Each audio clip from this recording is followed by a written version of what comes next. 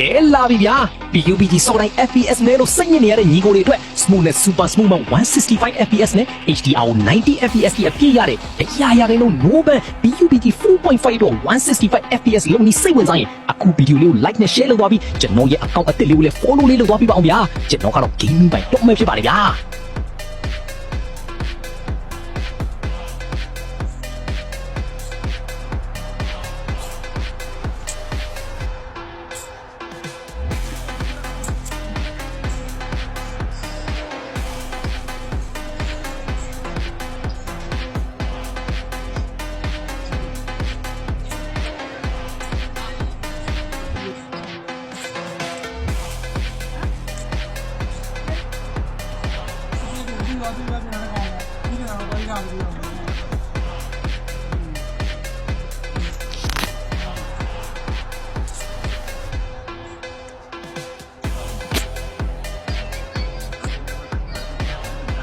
现在换了，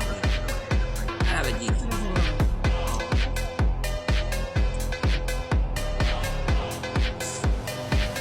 还都可以了嘛，俺们。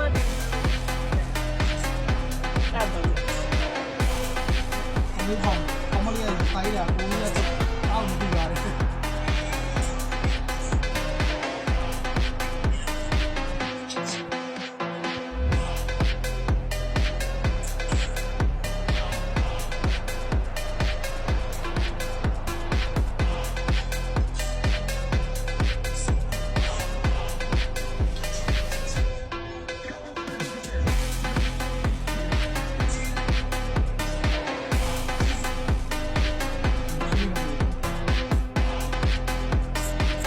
Save him